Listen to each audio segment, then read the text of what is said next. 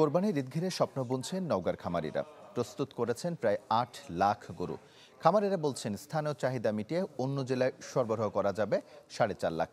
ভারতীয় গরুর প্রবেশ ঠেকানো গেলে হবে লাভ। নগদ পেমেন্টে 500 টাকা পর্যন্ত ক্যাশব্যাক আর লেনদেনে প্রতিদিন ডিপ ফ্রিজ এবং ঘন্টায় ঘন্টায় এসি টিভি সহ দারুণ সব গিফট।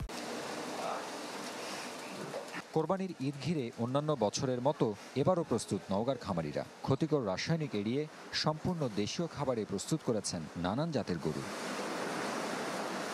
ক্ষুদ্র উদ্যোক্তা থেকে শুরু করে বাণিজ্যিক প্রায় সব খামারে রয়েছে বড় আকার এবং বিভিন্ন ওজনের গরু, যার বেশিরভাগই দেশীয় জাতের। সম্পূর্ণ প্রাকৃতিকভাবে খাবারে তৈরি, বাড়ির যেভাবে আমরা যত্ন করি সেইভাবেই আমরা তদারকি করতেছি। নিজের সন্তানের মতো করে গোসল সেবা তদারকি করে আমরা মনে করেন এই পর্যায়ে নিয়েছি, বা 3 মাস বা 4 মাস ধরে পালতেছি। একটা এমনি অটোমেটিক তার প্রতি একটা মায়া চলে আসবে।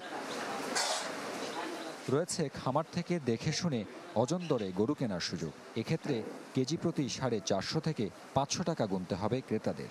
70টা সার অলরেডি ঈদুল আজহার রেডি করা আছে।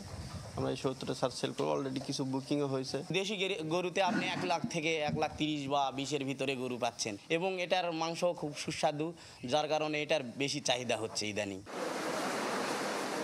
হিসাব বলছে এবার নওগাঁয় প্রায় 7,89,000 গরু প্রস্তুত করেছেন খামারিরা। তাদের স্বার্থ বিবেচনায় ভারতীয় গরু আমদানি ঠেকাতে কঠোর অবস্থানের কথা জানিয়েছে প্রাণী সম্পদ অধিদপ্তর।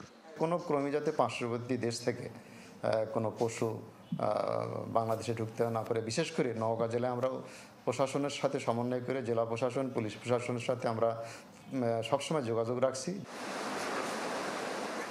আসছে কোরবানির ঈদে নওগাঁয় প্রায় 80,000 কোটি টাকার বাণিজ্যের আশা করছে প্রাণী সম্পদ অধিদপ্তর। হারুন রশিদ চৌধুরী, চ্যানেল 24, নওগাঁ।